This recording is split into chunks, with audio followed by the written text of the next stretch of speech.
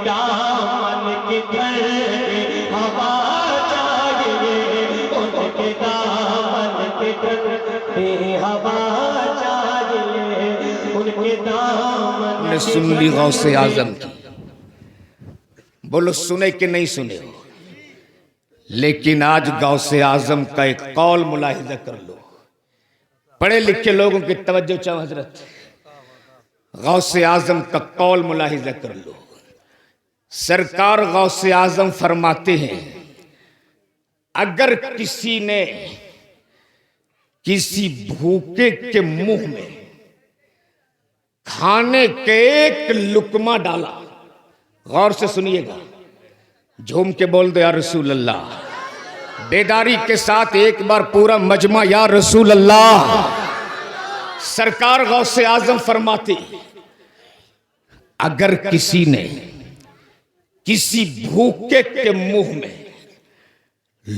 खाने का एक लुकमा डाला, गोया 1000 जामे मस्जिद बनाने से बेहतर काम किया। सुभान अल्लाह। किसी भूखे के मुंह में खाने का एक लुकमा डालना 1000 जामे मस्जिद बनाने से बेहतर है। लेकिन आज हम गौसे आजम का नारा तो जरूर लगाते हैं, हमारे पड़ोस के बच्चे भूख से एड़ियां रगड़ रगड़ के दम तोड़ देता, हम उसे नहीं देखते हैं। हमारे बच्चे मुर्गा मुसल्लम खूब खाते हैं, पड़ोस के घर में चूल्हा तक नहीं जला, हमें नजर नहीं आती। तेरा पड़ोस चाहे जिस धर्म का हो, तेरा पड़ोस चाहे जिस मजहब का हो, अपने बच्चों को खिलाने से पहले एक बार पड़ोस के घर में झांक कर जरूर देख लेना कि कहीं उसके बच्चे भूखे तो नहीं सो गए, कहीं उसके घर में चूल्हा तो नहीं जला। खुदा की कसम, अगर तूने इस पे अमल कर लिया तो तुम्हारी जिंदगी भी संवर जाएगी, तेरी आखिरत भी संवर जाएगी। और मेरे मुस्तफा ने फरमाया भूखों को खाना खिलाओ। क्या फरमाया? मुसलमानों में बेहतर मुसलमान वो है जो भूखों को खाना खिलाए और लोगों को सलाम करे। बोल दो सुभान अल्लाह। लेकिन हलचल भाई, ये दोनों चीज हमारे यहां नहीं है। अब सुनिए हलचल भाई, मामला यहां ऐसा है, अगर गांव के मस्जिद का सेक्रेटरी साहब हो, अगर मस्जिद के सेक्रेटरी साहब हो तो वो कुर्सी पे खूब सीना फुला के बैठते हैं कि इमाम साहब आ रहे हैं, वो हमें सलाम करेंगे। पीर साहब इस इंतजार में रहते कि मुरीद आ रहा, हमें सलाम करे। लेकिन सुन, मेरे नबी ने फरमाया सलाम को आम करो। और मेरे नबी का तरीका ये होता था, आप रास्ते से गुजरते थे, बच्चा मिलता उन्हें भी सलाम करते, बुजुर्ग मिलते उन्हें भी सलाम करते, जवान मिलता उन्हें भी सलाम करते। और मेरे नबी ने सलाम करके पैगाम दे दिया, दुनिया में जो पहले सलाम करेगा जन्नत में वो पहले दाखिल किया जाएगा। सलाम को आम करो। अल्लामा इलियास साहब, सलाम का एक फायदा बता दूं। हलचल भाई, सलाम करने में क्या फायदा है सुनोगे? सुनोगे तो एक बार झूम के बोल दो या रसूल अल्लाह, और जोर से। अच्छा, मैं पूरी सिर्फ भारत के नहीं, पूरी दुनिया की बात कर रहा हूं।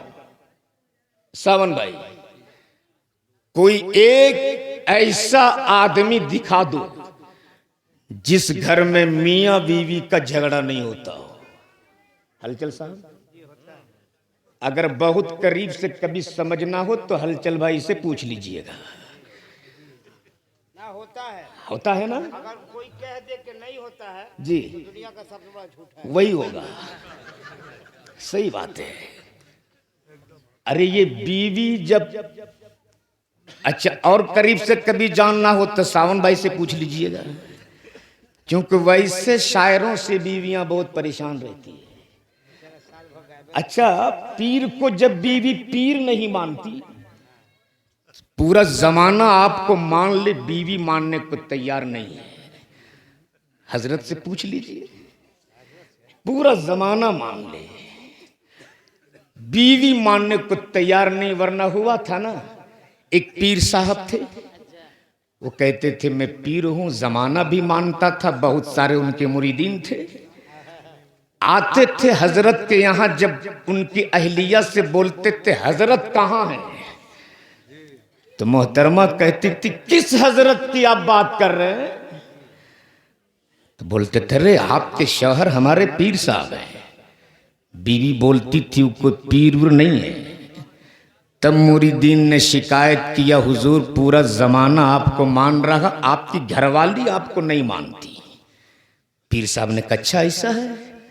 कुछ दूर गए और जाकर वो हवा में उड़ने लगे और उड़ते उड़ते अपने आंगन के सामने चक्कर लगाने लगे। सुबह सवेरे का वक्त था, बीवी आंगन में झाड़ू दे रही थी। नजर पड़ी कि कोई आसमान में उड़ रहा है। बीवी ने कहा ये अल्लाह का वली है, ये पीर है, ये पीर है। बीवी ने कहा मेरा शौहर कहता कि हम पीर हैं, पीर तो ये है। बहुत गौर से देखी, वो उड़ते रहे। बीवी बोली मेरा शौहर कहता पीर है, पीर तो ये है। कुछ दूर उड़ने के बाद फिर जाके वहीं उतरे। उतरने के बाद घर आए।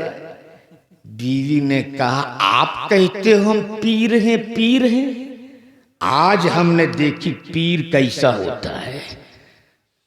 शौहर बोल पड़ा कहां देखी? बोल पड़ी आज आसमान में वो उड़ रहे थे। शौहर ने कहा मान लिया ना वो पीर है? कहा बिल्कुल मान लिया। कन्फर्म तुमने मान ली ना कि वो पीर थे? बीवी बोल पड़ी 100% मैंने मान लिया कि वो पीर थे। तब पीर साहब बोले अरे पगली वो मैं ही था। तब बीवी बोले अच्छा इसीलिए आप टेढ़े टेढ़े उड़ रहे थे। तो ये जमाना आपको मान लेगा, बीवी नहीं मानने वाली। अच्छा हजरत जी बीवी काहे नहीं मानती? अब बता देता हूं, सुन लीजिए। अब कहे नहीं, अब क्यों नहीं मानती हलचल भाई, ये सुन लीजिए। आप ही के जैसे एक नकीब थे, हाँ। अब उन्होंने जलसे में एक नुस्खा बताया कि मियां बीवी में कभी झगड़ा नहीं होगा। नुस्खा क्या था सुनिए, कि हमेशा जब दस्तरखान पे बीवी खाना लाके रखे, नमक ज्यादा ही क्यों ना हो, बोलना क्या दाल बनी है। सब्जी में मिर्च ज्यादा ही क्यों ना हो, बोलना वाह क्या तूने सब्जी बनाई है। हमेशा उसके खाने की तुम तारीफ करना। बस वो जलसा से सुबह सवेरे घर वापस लौटा। दोपहर का वक्त हुआ, दस्तरखान बीवी ने लगा दी। वो तो सुन के गए थे खाने की तारीफ करनी है। जैसे ही खाने का एक लुकमा मुंह में डाला, बोले सुभान अल्लाह क्या खाना बना है। जैसे ही सब्जी मुंह में रखा, बोले माशाअल्लाह, उसके हाथ अल्लाह सलामत रखे जिसने ये सालन बनाया। इतना सुनना था, बीवी किचन में गई, मोटा सा बेलन लेकर के आई और शौहर के पीठ पर 2-4 लगा दी। शौहर बोला अरे मैं तो खाने की तारीफ कर रहा हूं, तू बेलन मार रही। बीवी बोल पड़ी 20 साल से तुझको खाना बना के खिला रही हूं, आज तक तूने तारीफ नहीं की। पड़ोस के घर से पहली बार खाना आया, इतनी तारीफ। ये होता है जी, ये कमजोरी है। अब अगर आप समझ गए तो जरा एक बार समझ के बोल दो या रसूल अल्लाह। अरे बोल लो ना एक बार पूरा मजमा झूम के या रसूल अल्लाह। तो कोई ऐसा घर नहीं है, तवज्जो चाहो, पीर साहब से पूछिएगा तो वो भी कहेंगे एक बार हुआ था। क्या बोलते इलियास भाई? एक बार हुआ था। हजरत आपसे कभी हुआ है कि नहीं? मुतमईन रहिए हलचल भाई, मुतमईन रहिए, मैं भी उससे महफूज नहीं हूं। कोई ऐसा घर नहीं है, अगर मैं कह दूं तो मुझसे बड़ा झूठा कोई हो ही नहीं सकता है। आपके साथ तो कभी कभी होता है, मेरे साथ हमेशा ही होता है। तो अगर आप सुनेंगे तो जरा एक बार झूम के बोल दो या रसूल अल्लाह। बस इसी जुमले से आज ताजदार अंबिया कॉन्फ्रेंस से एक पैगाम लेकर के जाओ। उलमा की तवज्जो चाहूं, हर घर में झगड़ा हलचल भाई। हजरत मौला अली और सैयदा फातिमा में झगड़ा नहीं, तवज्जो चाहूं, झगड़ा नहीं, बातों बातों में कुछ बात हो गई, बातों बातों में कोई अनबन हो गई। सैयदा फातिमा को दिल में थोड़ी तकलीफ पहुंची, अल्लाहु अकबर। और जब ससुराल में किसी बेटी को तकलीफ पहुंचती है तब उसको उसके बाबा याद आते हैं। जब किसी बहन को तकलीफ पहुंचती है तब उसको उसके भाई का प्यार याद आता है। सैयदा फातिमा को याद आ गए मुस्तफा। बोल दो बोल दो। सैयदा फातिमा ने सोचा बाबा का चेहरा देख लूंगी, दिल में जो तकलीफ पहुंची है दूर हो जाए। अब बोल बोल जोर से। इसलिए कि मुस्तफा का चेहरा वो चेहरा है, अगर बीमार देख ले तो शिफा पा जाए, मरीज देख ले तो सेहतमंद हो जाए, दुखियारा देख ले तो सुख पा जाए, अभागन देख ले तो किस्मत वाला हो जाए। सैयदा फातिमा ने सोचा बाबा का चेहरा देख लूंगी, दिल में जो तकलीफ पहुंची है दूर हो जाए।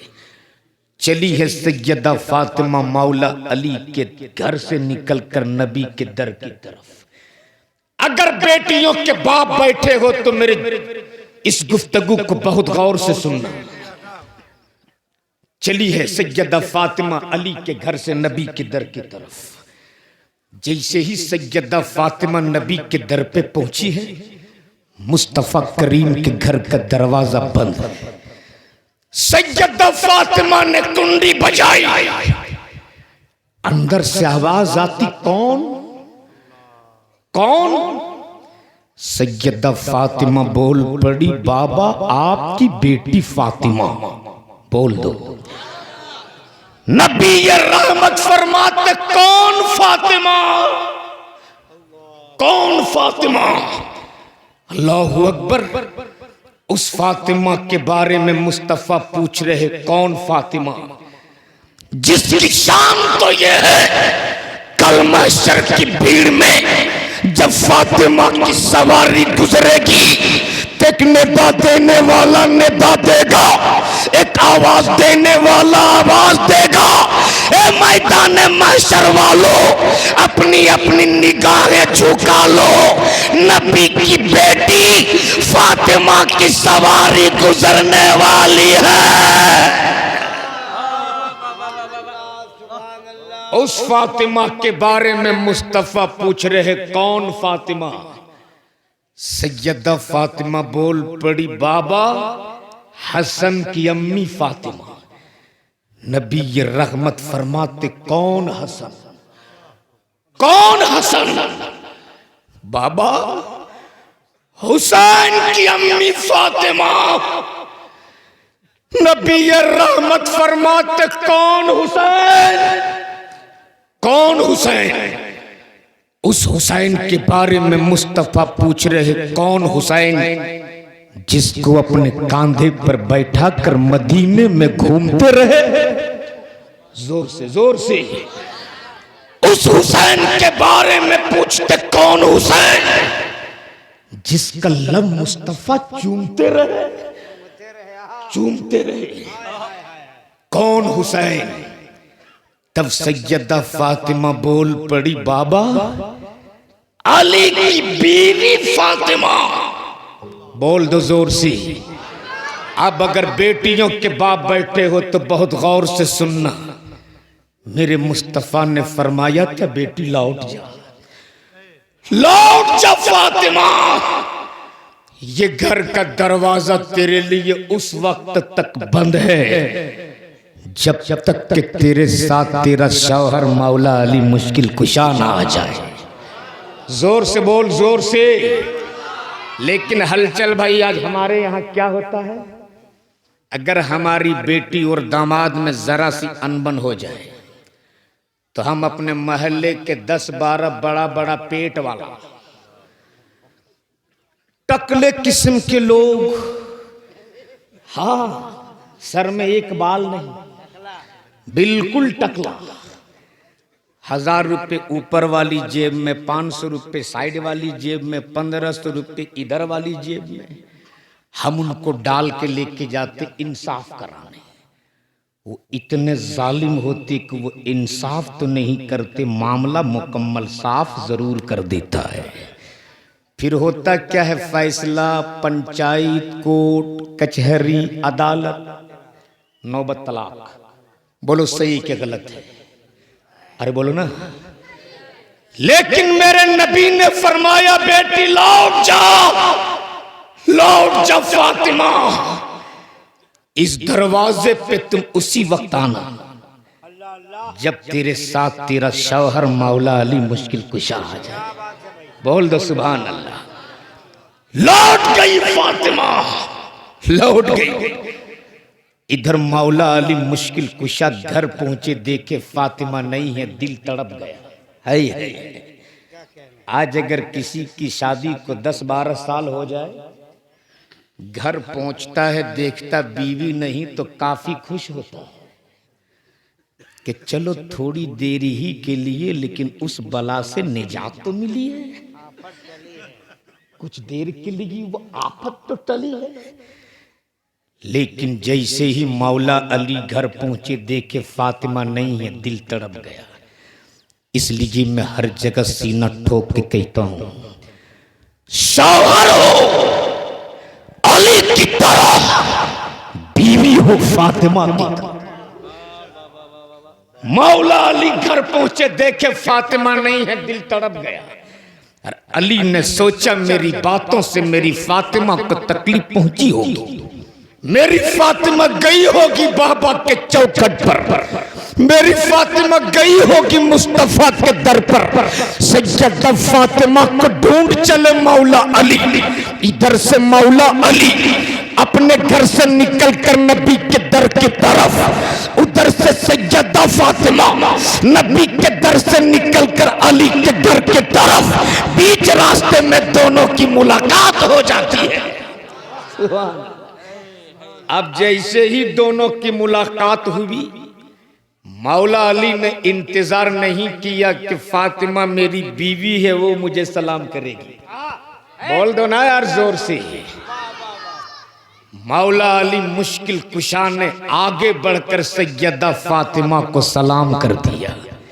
बोल दो सुभान अल्लाह। और नबी रहमत ने फरमाया है, सलाम को आम करो। ताजदार औलिया कॉन्फ्रेंस से आज ये पैगाम लेकर जा, सुबह आप कमाने के लिए घर से निकलते हो, दरवाजा शाम को वापस लौटते हो, तेरे दरवाजे पे अम्मी खड़ी मिल जाए उसे भी सलाम कर लो, अब्बा मिल जाए उसे भी सलाम कर लो, तेरे बच्चे मिले उसे भी सलाम कर लो, तेरी बीवी मिल जाए उसे भी सलाम कर लो। इसलिए और अगर तेरा घर खाली हो, तेरे घर में कोई नहीं, तो दाखिल होने से पहले सलाम करो। इसलिए मेरे मुस्तफा फरमाते, जिस घर में कोई नहीं होता उस घर में मुस्तफा होते हैं। इसलिए सलाम को आम करो। मौला अली ने इंतजार नहीं किया कि फातिमा सलाम करेगी। मौला अली मुश्किल कुशा ने आगे बढ़कर फातिमा को सलाम कर दिया। बोल दो सुभान अल्लाह। लेकिन आज हम लोग अपने आप को 30 मार खान समझते हैं कि हम शौहर होकर बीवी को सलाम करें। लेकिन ये मेरी माँ बहनें भी इतनी नेक हैं हलचल भाई। अच्छा, लोग ईद ही के रोज क्यों सलाम करते हैं? चांद रात के दिन काहे नहीं क्यों नहीं करते? आज तक हमें ये समझ में नहीं आया। लोग कहते कि ईद के दिन सलाम करते हैं तो बीवी बोलती बट गुनहगार क्यों करते हैं? तो भाई ईद ही के दिन क्यों? चांद रात को आप क्यों नहीं कर लेते हो? हाँ तो उस रात तो और सलाम करना चाहिए। जायजा की रात। एक बार झूम के बोल दो या रसूल अल्लाह।